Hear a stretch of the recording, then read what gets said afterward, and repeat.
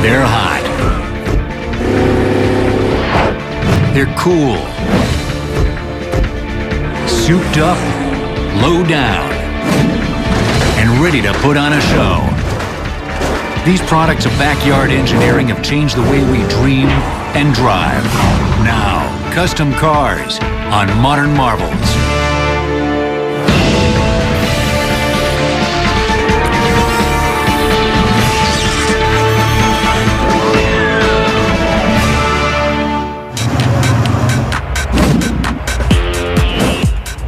Torque converter locks up a little, slows it back down.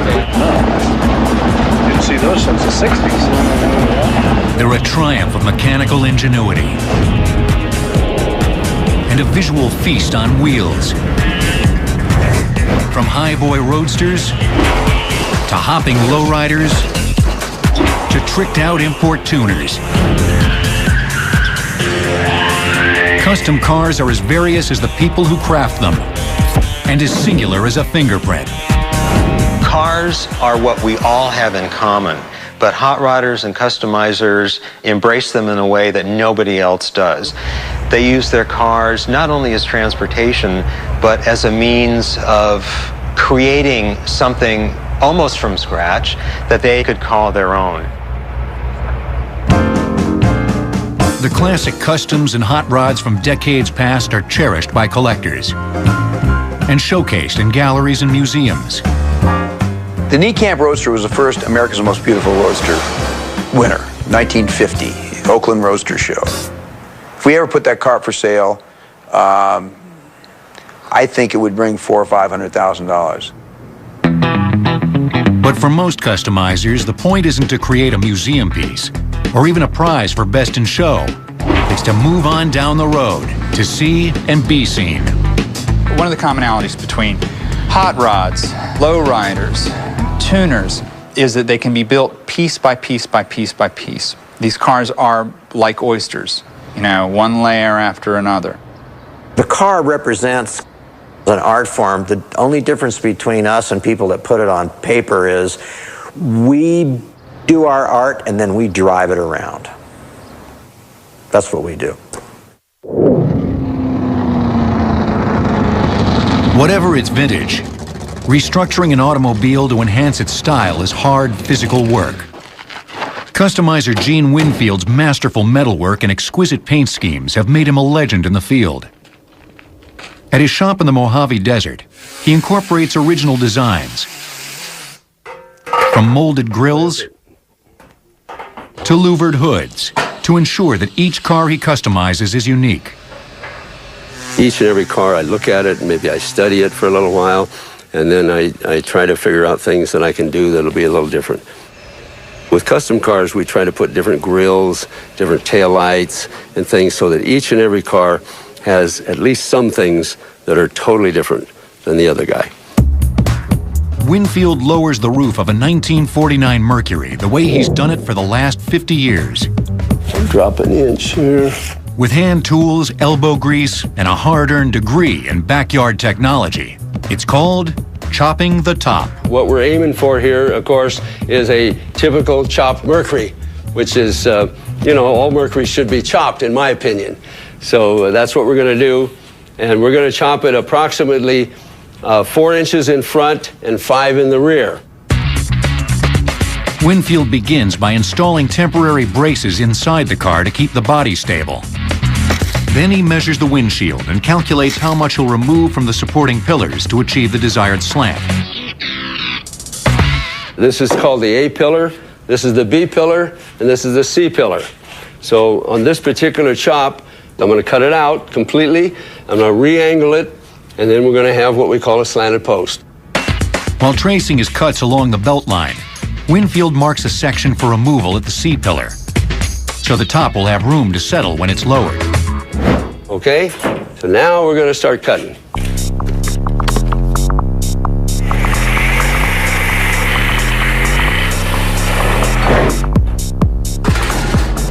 Okay.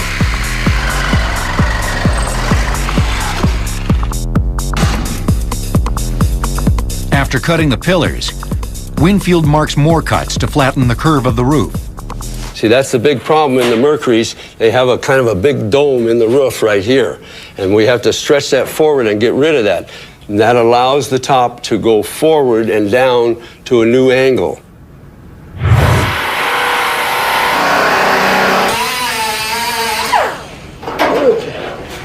Stretch it forward. Finally, it's time to check out the chop.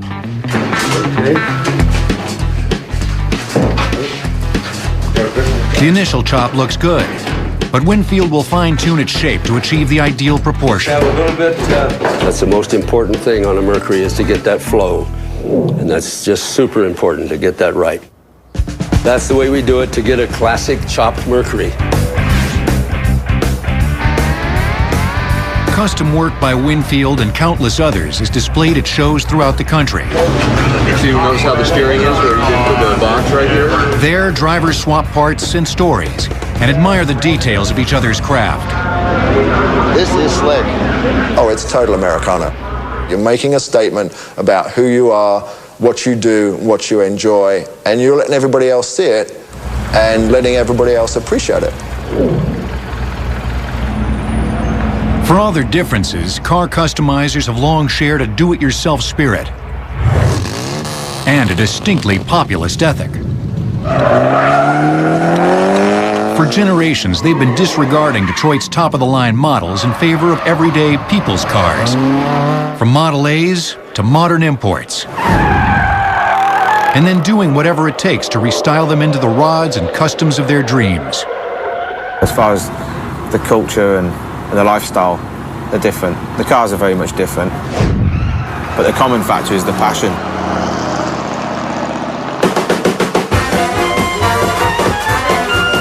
Ever since cars began to roll off assembly lines, customizers have tried to make them look better and run faster.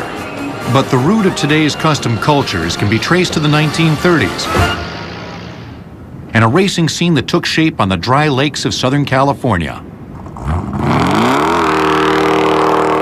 The dry lakes were just like, you know, a cemented lake. I mean, it's perfectly flat. It's so smooth and it's so hard, and you can just drive as fast as you want for as long as you want, and that's what these guys did. By the mid-30s, the car of choice was a Ford Roadster. The 32 Roadster was the first that came equipped with an inexpensive 8-cylinder engine, known as the Ford Flathead. The car's distinctive grille, molded into the body, was undeniably stylish. More practically, like other Roadsters, its cloth top and windshields were easily removed. My father's 32 Roadster, that was the family car. They only had one car. I mean, it went to get the groceries, it went to take my dad to work and back, and then my mother used it when he wasn't using it. And then come the weekend that they were going to go to the dry lakes, you know, the fenders came off, the running board came off, headlights. The Roadster was the cheapest model in the line. It was the lightest model in the line because it didn't have a roof, it didn't have side windows, and it was kind of sporty. With little history to guide them, the Dry Lakes racers customized their cars by trial and error. Bigger tires in the rear changed the gear ratio for a better top speed, while smaller ones up front decreased wind resistance. The front end could be lowered by heating and dropping the front axle. The result? A gently sloping angle, or rake, of 3 to 4 degrees, which came to define the classic hot rod look for decades to come. When you race on the dry lakes, you can either make horsepower or you can streamline it. They both have the same effect. They both make the car go faster, and they did both. Many of the Dry Lakes racers were mechanical mavericks. In the late 1930s, Vic Edelbrock Sr. designed and machined a manifold to increase air fuel intake. He called it the Slingshot because of its Y-shaped design. Ed Iskandarian ground camshafts that increased engine performance at high RPMs. It's guys that are smart enough to figure out how to make the stuff they need when they don't have it. You didn't go buy your parts, you just took the existing parts and made them better, or made a manifold like my dad did. He had a knack of looking at something in an engine, an internal combustion engine, and figuring out what was wrong, what it needed, and to go from there. The Dry Lake scene came to a temporary halt with the onset of World War II. But many of the racers found work and developed new ideas and the wartime aeronautics industry. They came back from the war, they knew how to machine parts, they knew what a combustion engine was like, they knew how superchargers worked, they had some rudimentary idea about aerodynamics, witness the belly tank racers. After the war, Dry Lakes racer Bill Burke built a race car using an aluminum fuel tank from a fighter plane. He built a model for Alex Exidius, founder of the SoCal Speed Shop, who sat it on a pair of Ford Model A and B axles. Racing in Utah at Bonneville in 1952, Exidius's belly tank racer set 5 speed records and eventually exceeded 200 miles per hour. This is the car that put the SoCal Speed Shop and SoCal, California on the map. This is Alex's original belly tank from which he began racing in 1948 through 1952. Set a ton of records in this car with no roll cage, no safety belt, nothing. A lot of young guys came back and they'd been flying P-51s and, you know, doing fighter jockeys, and they were suddenly dumped back into slow motion. And I think the need for speed was even greater in, you know, in the post-war era. And that's when it really took off. As dry lake racing grew more popular, its innovators began to set up shop throughout Southern California, laying the basis for a growing industry in aftermarket parts. As word spread, their products were snapped up by a very different group of car customizers. Southern Moonshiners. And so they started mail ordering camshafts and intake manifolds for their V8 flathead Fords to put into their 40 Ford tankers or moonshine cars. When Junior Johnson would make his nightly run, and he was running White Lightning, he had an old pickup truck, looked old on the outside, was all new on the inside, and it had an Edelbrock-equipped Ford Flathead in it that absolutely ran away from the feds. Unlike the Dry Lakes racers, bootleggers needed to keep their cars looking stock on the outside so as not to attract lawful attention. 1940 Ford business coupes were popular cars of choice. Along with engine modifications, back panels were removed to make room for contraband. Leaf spring suspensions were fortified by adding steel leaves. Wider wheels and tires helped drivers navigate hairpin turns on bumpy back roads. Some drivers installed large stainless steel containers in the trunk, which were fitted with a valve that could release its contents in the midst of a chase. After their Saturday night runs, the drivers often got together to race on Sundays, competing for a few extra dollars on a burgeoning circuit that would come to be known as NASCAR. That's how NASCAR started, and that's what NASCAR is today. It was the moonshiners running against each other with their stock-looking cars that really weren't stock underneath. Car customizers had made their mark on dry lakes and racetracks. But a younger generation would soon put the hot in hot rod by taking it to the streets. NASCAR legend and former moonshine runner Junior Johnson once served 11 months in prison after a raid on his family's still. Custom Cars will return on Modern Marvels. We now return to Custom Cars on Modern Marvels.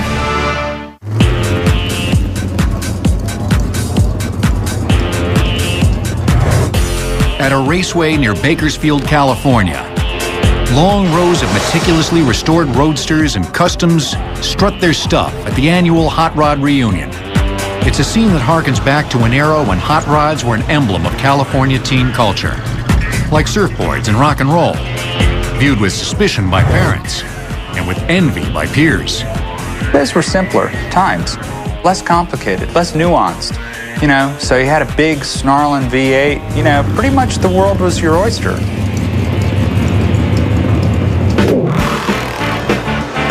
Hot rodding's golden age began shortly after World War II. Production of new cars had been suspended during the war, and once it resumed, older models became cheap and plentiful. A younger generation of hot rodders gradually developed a look that reflected the need for speed. Hoods and fenders were stripped off, even for street driving, while a chopped windshield and bologna-sliced air stacks above the carburetors all but screamed power. Right here, we have basically the essence of a hot rod. It's a 32 Ford Roadster, original 32 frame, 32 Roadster body, steel body. No amenities, no air conditioning, no power steering, no power brakes, just pure power in a lightweight body, stripped of anything non-necessary to make it go fast.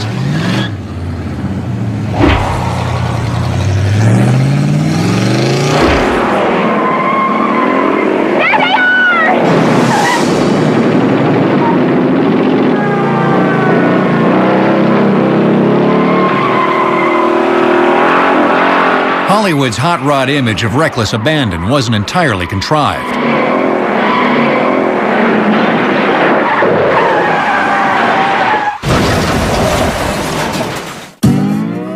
Unlike the dry lakes racers, Southern California's hot rodders did their racing on the street, with often disastrous results. There was a lot of stigma against hot rodders because of the street racing and the unsafe nature of the cars. They were just put together basically a body on a chassis, the lighter the better, with a big motor, not necessarily good on brakes, not necessarily, a lot of them good on suspension or turning, and they'd go out and race and crash and people would die.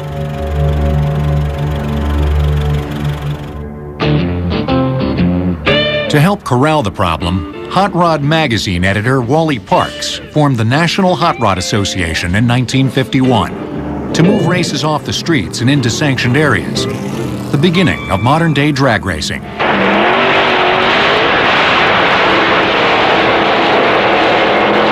There were so many drag strips you could just go out and partake on a Wednesday night or a Friday, Saturday, Sunday, wide open.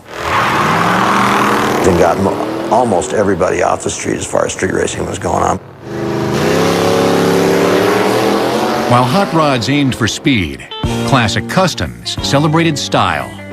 These were full-bodied cars, whose outlines were molded and streamlined to create a more aesthetically pleasing look. Early customizers painted their cars in dark, subtle hues. They removed door handles and emblems and stripped away excess chrome. Fenders were extended to create long, graceful lines, while headlights were Frenched by molding them inward. Replacing stock parts with higher-end grills, bumpers, and wheel covers bequeathed an exotic, uncertain identity to otherwise familiar Fords and Mercurys. They could take a Cadillac grill and put it in this Ford. They could take the Cadillac wheel covers, take the big white wall tires that were on the fancy cars, put the Buick skirts over the back, and all of a sudden, what is this car? More radical alterations included channeling, in which the floor was removed so the body could be lowered over the frame. Then the floor was reattached. Channeling left less room inside the car, but brought the body closer to the ground. They had to be low, they had to be raked just right, you know, they had to look like great big bars of soap sliding down the street.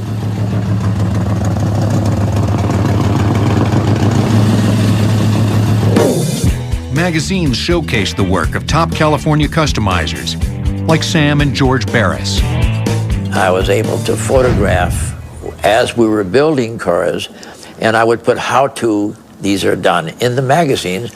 So the guy back in Kokomo, Indiana said, oh, I can now chop a top because I seen the way Barris did it. But every Merc we chopped was different. We never made one or two exact. A 1951 Mercury customized by the Barris brothers for its owner, Bob Hirohata, was driven from Los Angeles to Indianapolis to compete in a major car show. When it took the top prize, a star was born.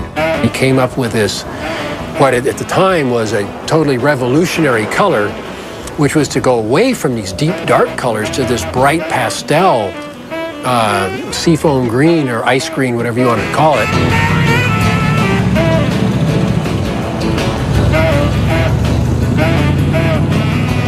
Restored to its original state by its owner of 40 years, Jim McNeil, the Hirohata Merc may be the most famous custom ever made.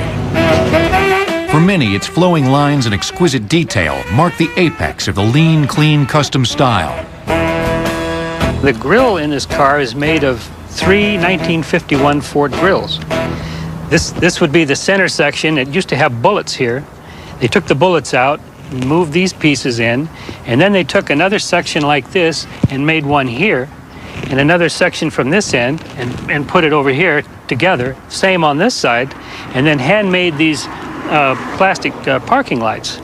So it was one of the first cars that actually took up the whole front with a nice wide floating type of grille.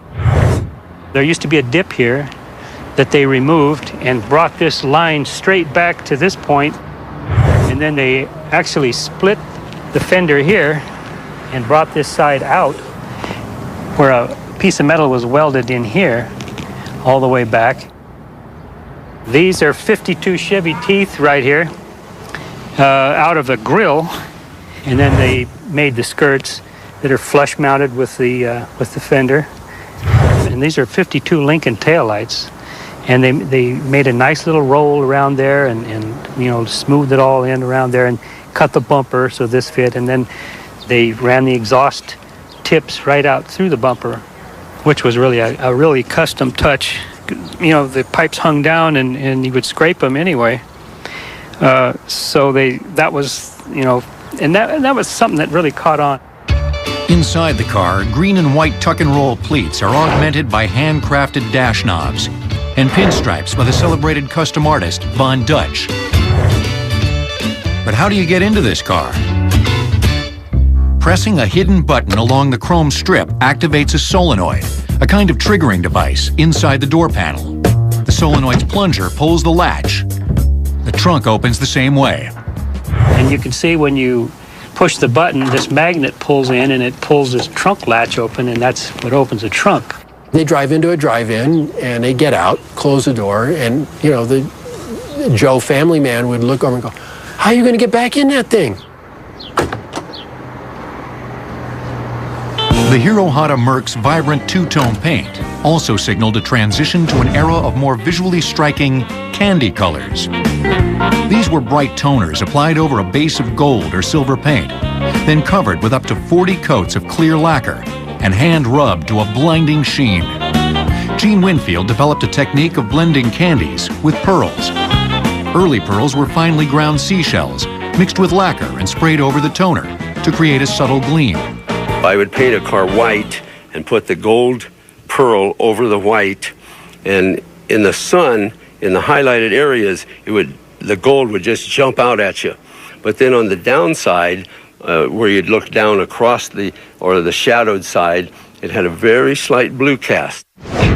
As the 50s progressed, customs grew even more ornate. Candies and pearls gave way to panel paint, scallops, and flames. Imaginative custom designs like Ed Big Daddy Roth's cartoonish fiberglass bodies, Darryl Starbird's futuristic bubble tops, and George Barris's Batmobile, featured in the popular 60s TV show, turned their creators into icons. For a glorious decade, customs and hot rods flourished as antidotes to Detroit's relatively stodgy style. But by the late 50s, major manufacturers were aping the streamlined customs look.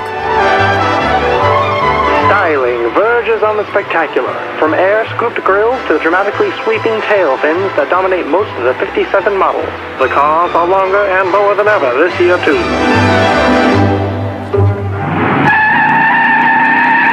A few years later, Detroit began producing lines of muscle cars and pony cars that combined sporty looks with hot rod horsepower. Mainstream imitations were flattering, but for hot rodders and customizers, their effects were devastating. Now a customer can walk into the dealership and buy a muscle car for maybe $4,000 or $5,000, and instead of spending the same money on a car that he already paid $3,000 or $4,000 for. So Detroit really just totally ruined the custom business. Hot rods and customs pretty much disappeared from the streets. And they stayed gone for a couple of decades.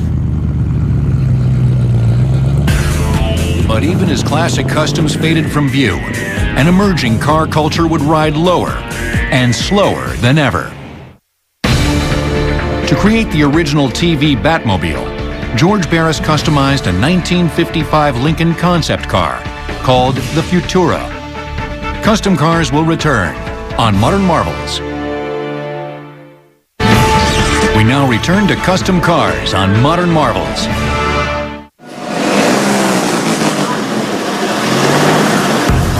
Vamos a parquear allá,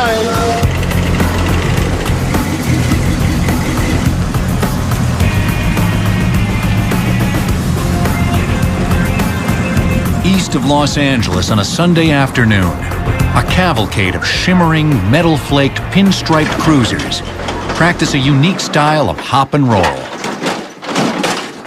For these custom cars, it's all part of a weekend ritual that's been going on for decades. The dance of the lowriders. Lowriding, to me, is a flashy car. But it's more than that, I would say. Lowriding's a lifestyle. I mean, just having a vehicle to portray my own individuality. Lowriding came into its own during the 1960s, even as other forms of customizing were going out of style. Its roots can be traced to the 1940s, when fashion-minded zoot-suiters gave their cars a stylized look by pushing them close to the ground, sometimes by piling sandbags in the trunk. But as lowriding developed in Southern California's Black and Latino communities, it also became part of a larger social movement. There was this cultural renaissance in Black and brown neighborhoods, you know, in the 40s and 50s and 60s, where it was music, it was cars. It was about creating, I think, a very Los Angeles youth cultural identity.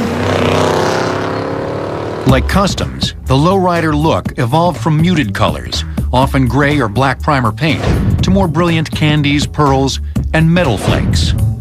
Early metal flake paints consisted of tiny aluminum squares or shaved chrome, which were mixed with clear lacquer, sprayed over the base, and then covered with more lacquer to overlay the metal tips before sanding and buffing. We'll just spray it on there and that thing will twinkle.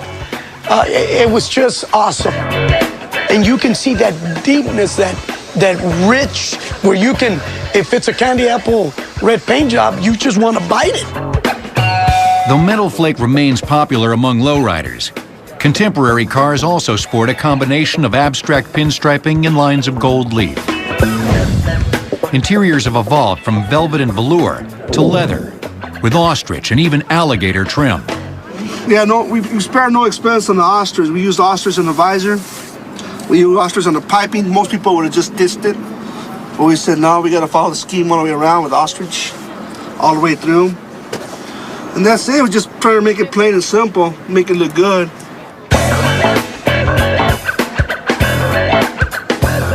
Hand-painted murals display mythic imagery, religious icons, and celebrations of the female form. Art became part of a way to inspire the community to take pride in their culture, to celebrate their culture, and to use art as a way to tell a story. And I think unlike murals that are on walls, I think what the murals on cars allow you to take it out of the boundaries of the patio. Of course, the primary aim of a lowrider is to ride low, very low. Early techniques included installing smaller tires, which brought the frame closer to the ground. Coil suspensions were torched, with several coils removed to shorten their reach. For leaf spring suspensions, leaves were rearranged to flatten the curve, then topped with lowering blocks to pull the chassis closer to the wheels, making the car lower still. A magnesium plate attached to the undercarriage provided the payoff, creating colorful sparks when a lowrider literally hit the highway.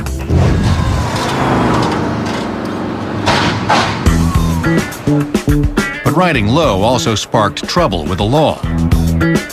To try and clear the streets of these vehicles, a 1959 California statute prohibited any part of a car from dipping below the bottom of the wheel rim. Lowriders responded by developing battery-powered hydraulic systems, which could raise or drop a suspension while a car was in motion, navigating it over rough roads and past police inspections. The evolution of the hopping kind of came from adding the batteries, the vehicle eventually coming up off the ground because it was coming up so fast. One guy just got the idea, hey, let me see what I can do and let's make this thing bounce.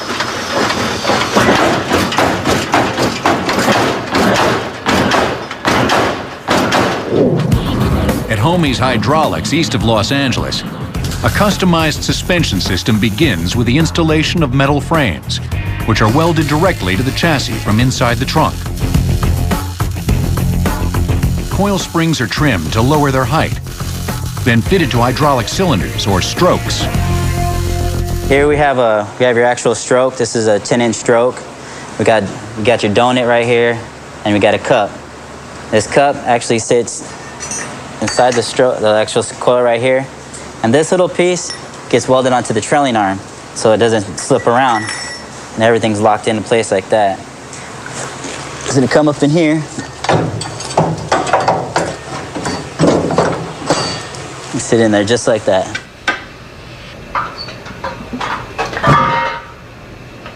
And then when that oil gets pumped into the hose, there's a shaft in here. It's gonna extend, and this is gonna hit all the way to the top of the frame, compressing the coil, making the car go up. The cylinders are connected by hoses to motorized hydraulic pumps, similar to those used in the gate lifts of delivery trucks, and filled with 30-weight motor oil.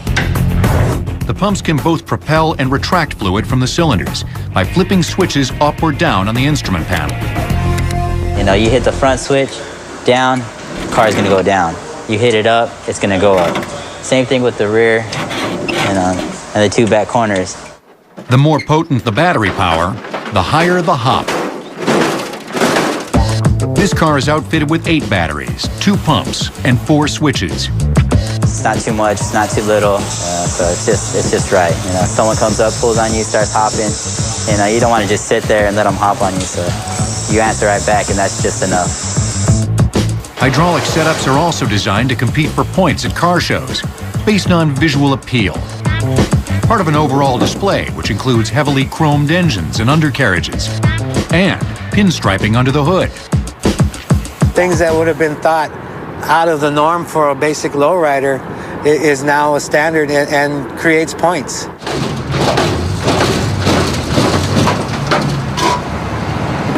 Anti-cruising laws have made it more difficult for lowriders to strut their stuff beyond the bounds of officially sanctioned shows.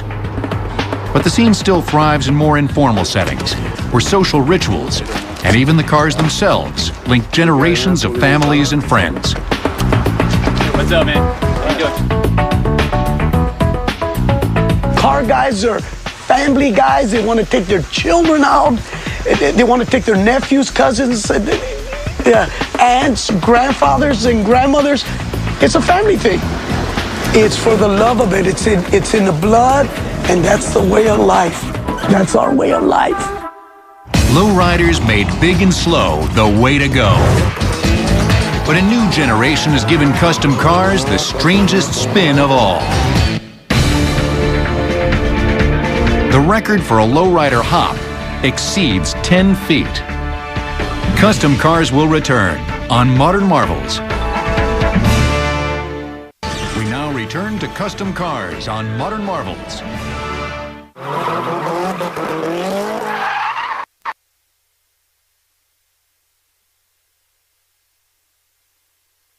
It's a strangely graceful form of pageantry on wheels. A competition in which cars are deliberately oversteered to slide and spin through a series of sharp turns. Instead of racing toward a finish line, contestants are judged on execution and style. It's a bunch of nutters driving on the absolute edge of crashing against each other, inches apart. It's really a style thing, and you know, how far can you push it? And started in Japan, drifting has caught on with a generation of customizers who introduced a new kind of custom car in Southern California in the 1980s, the import tuner. Like the early hot rodders, the tuner crowd made their mark by embracing cheap hand-me-downs. In this case, inexpensive Japanese economy cars, like the Honda Civic, and turning them into road warriors.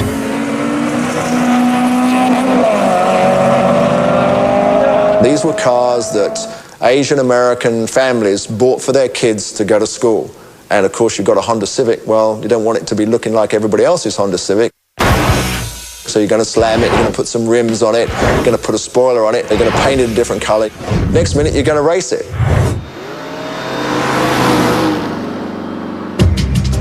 Until this new breed came along, customizing seemed stuck in time. The 70s gas crisis, coupled with tougher emission standards and later computerized engine control, dissuaded many hot rodders from working on contemporary cars. But a generation raised on the internet could plug software programs into their cars' computer ports and change the factory engine specifications, which were often set well below the car's performance capabilities. The engine management programs that are used to control engines could be hacked and the parameters changed to give you more performance.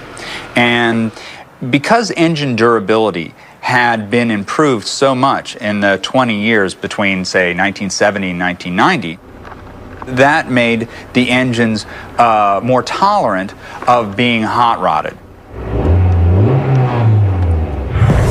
Import tuners can also be hot-rodded in more traditional ways. Installing a turbocharger, an exhaust-driven pump that forces air into the combustion chamber at higher pressure, helps increase horsepower. Another way to add power is to inject nitrous oxide into the air-fuel mixture, which enriches the oxygen content in the cylinders as they're fired. They'd put turbochargers on them, they'd put different cylinder heads on them, they'd put nitrous oxide on them, and suddenly a whole industry grew up around that little car. As the popularity of import tuners grows, Japanese and American manufacturers have stepped up their lines of aftermarket engine parts, which can be ordered and installed under warranty. It's a form of car customizing that's gradually changing the attitude among owners from DIY, do-it-yourself, to DIFM, do it for me. So now you can pull your car into a garage, have somebody bolt a turbocharger on it, bigger turbocharger, cold air induction, various other things. They can do a lot to the top end of the motor and get more performance.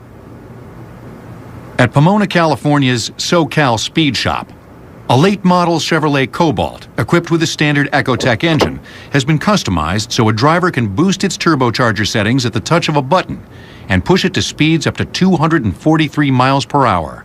This is a Chevrolet Cobalt, and it's a steel-bodied car, pretty much like the production car you can buy from a dealer. Basically what we've done, working with Roush Industries, is put this 7-point roll cage in there, hands device to protect your head, and it has this wonderful little gadget on the steering wheel where you can increase the boost 5, 10, 15, 20, 25, 30, 35, 40, 45 pounds of boost. It's just like a video game. Import tuners are going for style points as well. For many, that means neon lights and high-end video and sound systems. They're often on display at multimedia events that feature DJs, dancing, and a wide array of up-to-date models. They're not your father's auto shows. You go to a car show and some of the stuff they manage to do with them is just mad, really mad. These days, a lot of the events try to encompass car shows, racing, drifting, models, all of it in one. This thing is all about aesthetics, whether it's aesthetics of the car sitting still or whether it's aesthetics of the car in action, smoke in the tire, drag racing. I mean, it's a very, very visual motorsport, more so than maybe anything else, because it's all about, ground-shaking power and smoke and smells, and, it's what makes it exciting. They're doing everything the hot rodders and the customizers did. It's just that they have a different look, but it's still the same game. But even as import tuners define the state of the art, older generations of customizers are giving vintage rides a modern makeover. In 2005, a customized Honda Civic exceeded 195 miles per hour on the Bonneville Salt Flats. Custom cars will return on Modern Marvels. We now return to custom cars on Modern Marvels. Once expressions of separate subcultures, hot rods, customs, lowriders, and import tuners have adapted each other's ideas and innovations to become ever more homogeneous, an American melting pot on wheels. One of the lessons we can take out of these things is how much creative energy and artistic enterprise there are in just regular people. It's extraordinary when you look back and look at some of these cars and say, these guys were, you know, they were factory workers and machinists and clerks, and in a way, it kind of reminds us of the innate genius in all of us. And who knows where it will go next. This is the GTO Roadster, retro back from the 60s. How would you like to drive a Roadster GTO in 2005 and 6? This will give you an idea of what we do here in California. For legendary customizer George Barris, the future of custom cars inevitably draws from its past. His restyled Pontiac GTO combines the old-fashioned power of a muscle car with the modern accoutrements of an import tuner, such as vertically hinged doors, pairs of 20 and 22-inch wheels, and cameras installed inside the taillights, which project views through video monitors mounted on the dash. I took the side mirrors and I threw them away. And all I do is look at my dash now. I got 2 monitors. I can see 45 degrees anywhere around me. You'll find that John Q. Public, whether he's a car guy or not, is going to definitely look at this GTO and enjoy it. Outfitting customs has become big business. The garage where Vic Edelbrock Sr. began designing manifolds has evolved into a sprawling manufacturing plant. My father used to get an idea, and the pattern maker would kind of draw it out on a piece of wood, and he'd say, I want so much area under the carburetor, and then I want so much taper, and that. Today, we do it much, much better because we've got the equipment to do it with. These days, Edelbrock makes more types of aftermarket parts than any other company. Its signature products, manifolds and cylinder heads, are still crafted entirely in-house. From computerized designs, to casting and machining, to packaging for final sale. And when we're through, it's strictly take out of the box and put it on the engine. This is the key to the program. The demand for old-school hot rods and customs is surging as well. Now, it's possible to either build a car mail order or to go to a shop like ours and have a car either part built or completely built. So it's real easy to have something that looks old, but that works in a modern way. Brian Brennan has done just that. His street rod, a 1932 Model A body perched on a 29 frame, melds classic style with contemporary performance. The grill shell is a 1932 Ford with a 32 Ford inset. The hood is a 3-piece hood, and it's aluminum, and in effect, it's a custom hood. The windshield frame is reminiscent of a Model A, but here again, it's not Model A. It's also a custom piece. The front suspension, what's holding in place? Well, those are hairpins that are from SoCal here in Pomona, California. And the wheels are reminiscent of early race car wheels. The interior, very traditional in its style. Very plain, very simple. It's a simple pleat, and it's done in black leather. It's a Roadster, all right? And in my case, I've chosen not to have a top. Some people think I'm crazy to want to drive all the time without a top. I like to think that I get to see things they don't get to see.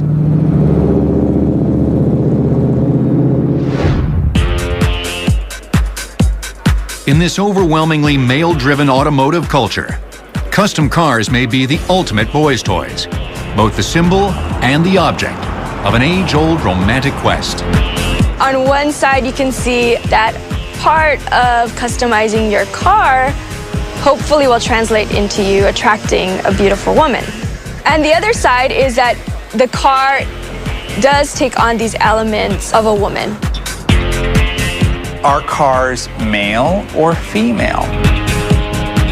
It depends on the owner, and it also depends on the emotional state of the owner. The one thing about automobiles is that, you know, they rarely say no.